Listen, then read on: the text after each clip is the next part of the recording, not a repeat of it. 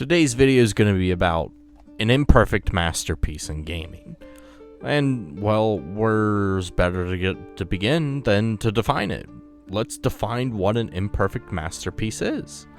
So, how would I define it? It's a game that has so many imperfections that you can go and pick and pull apart and create this own new dialogue with the game. You say, oh, this isn't right, this isn't right, this isn't right, this isn't right. And you can pick these imperfections out of many games out there. There's plenty of those. But what makes a game a masterpiece is a game that you pick apart these imperfections and you say, well, this isn't right, this isn't right, this isn't right, this isn't right.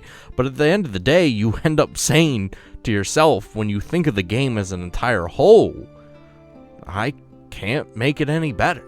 It's as best as it can be with obviously the things in the game. It is a game that has so many things wrong with it, but at the same time you sit there and go, how can games get any better than this? And that's really what we're here to do today. So let's start by kind of defining two different video games out there that are very much masterpieces in my eyes, at least. You can look at a game like Hades that has amazing graphics, stylized graphics. It has an amazing gameplay loop. It has a wonderfully beautiful story. It has the best characters out of almost any game out there. And really, when I look at it, every time I do a run of Hades, I sit there and go, man, this is so fun and exciting. Now, this could be a little bit of a bias. I love roguelike games. I've played Slay the Spire, which seems like one of its own things. And I've played Peglin, which I would say I don't enjoy as the other two, but I do pertain to go to roguelikes a lot. And it is a wonderful genre. But if I were to pick a different game of a different genre, I'd go and think about something like Monster Hunter World, and more specifically Iceborne. It's a game, to me, a different type of masterpiece.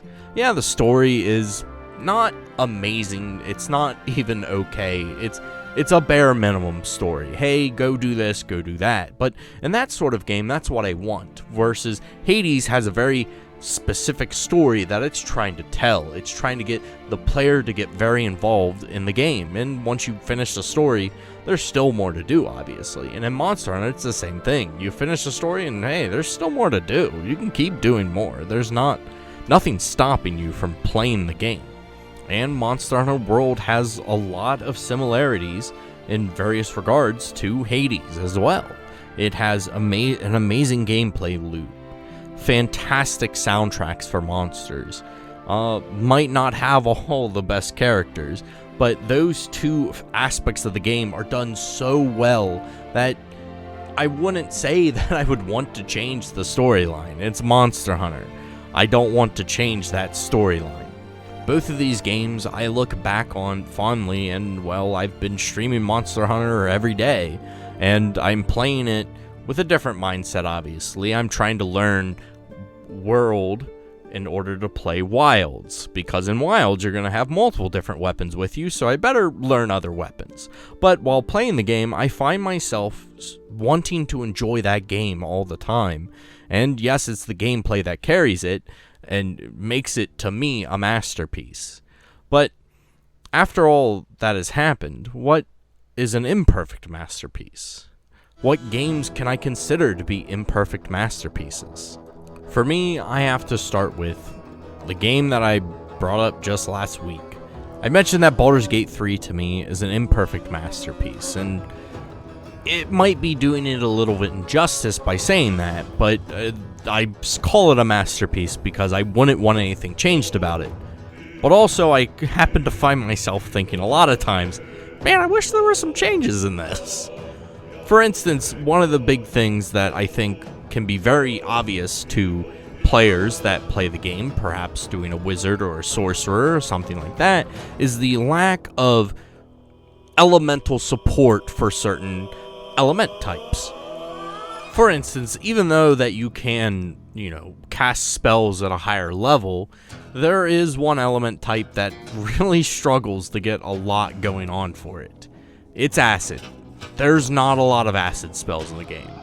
When you get there, there's a legendary staff at the end of the game that you can use, and it will give you resistance to a certain type of element, which is nice. It's good to have acid. There's some acid damage in the game, but a lot of times you'll see fire when you see a lot of things. And every other class has very, very useful spells. Lightning gets Chain Lightning, a level 6 spell. The Acid gets a level 2 spell that's upscaled to level 5, and then Hunger of Hadar, which does acid and cold damage. It's one of those element types that just didn't see enough love. There's not enough going on for it, and it still has decent uses, and a lot of times it can be used, but there could have been a spell thrown in at a level 5 or 6 spell thrown in there to give them a little bit more support, just to, balance the game out a little bit. There's multiple areas of the game that you can tell needed work done to it. There is a lot to be seen in the whole Karlach sort of storyline. One of the things that they even mentioned with, how do I want to put it, with the Karlach storyline was, while the game was coming out, they had advertised that you can take characters on dates, except that wasn't entirely true from what I understand. It was just you can take Karlach on a date, which is still fine. But it was obvious that they had this big and this huge idea to go into the game and have all these different things available. They had these big plans and just were not able to really fulfill that. That's not really a big deal when you look at the whole scope of the game and you have all these little small things that you can pick. It doesn't ruin the fact that I've played the game 3 times, still want to do a Dark Urge type character. I also want to download the roguelike mod. I'm a little bit biased on that one. And there's a lot of things that the game still offers that's amazing. And having the mod support there just makes the game even better. It's a game that will grow in value over time and is really, an investment, even if it is $80, which I don't think it would ever be that high. It's such a solid gaming investment that it is worth it for anybody to buy this game. And now switching gears to a different type of Imperfect masterpiece, perhaps a game that even during its time was not really considered too imperfect. It was great, wonderful. Is an imperfect masterpiece that felt like a masterpiece that became imperfect over time. I'm talking about The Elder Scrolls IV: Oblivion. It is a game that has times where it withstands the test of time, but also in many other aspects of the game, it's a broken, busted game. And really, it's attributed to that sort of time period. It was one of its first of its time to be such a large, expansive game that it did its job well for its time. And then as time went on, and you can see the timeline of things, the horse armor came out, and then everyone went, well, I can make a lot of money, and a lot of companies started doing it. It's something that's how that game is. And for its time, I remember playing it when it came out. There were so many fun moments that I can recall. When I first got the game, or not even before I got the game, my friend got the game at his birthday party, and I was commentating over it. And I accidentally stole an enemy's pants, and everyone laughed. I just kept doing that, till I eventually ran into a house and killed a person, took the house over, and stored all my pants there that I had stolen. It was a fantastic story and a fantastic game that it was one of the first games of its type that allowed you to make choices. Even though not big choices, you could decide to be a thief, you could decide to be a mage, you could be a warrior, and you would normally have to stay that type while also exploring into the other fields. See, both Baldur's Gate and Oblivion, what they do well is they give the player choice at the very start of the game. It might feel it's definitely more permanent in Oblivion, and in Baldur's Gate it is a player choice at the very start. It allows you to be who you want to be in another world. And that's what makes them fun and exciting. They allow you to play a way that is being different. You can have your own different stories and how you do things and attack certain things. Even though Oblivion, not so much. There's not a ton of unique things, but you can create a unique character, a unique type. These games definitely can be torn apart and shown that they are both not perfect. And you could probably say the same about Hades and Monster Hunter, but I can't think of a single thing other than allow me to skip cutscenes. It's very small things compared to other games like Baldur's Gate, where I left wanting more. Oblivion, I left wanting more over time. The Sky Oblivion mod has been worked on for probably close to a decade at this point. I don't know. It has to been. It's been 13 years since Skyrim. That's something that people have wanted. It's something where the world of Oblivion was this sort of masterpiece in how it was created, and there's a lot of imperfections around it, but at the end of the day, it still gets memes and jokes to this day. Even though it's about how weird the characters are, it is definitely something people don't forget, the certain lines from that game. It's like, "Stop, you violated the law." It's never forgotten. You sit there, and once you hear it and see any of the memes surrounding the game, people love it. These are games that are not perfect. You could probably say that about the first two.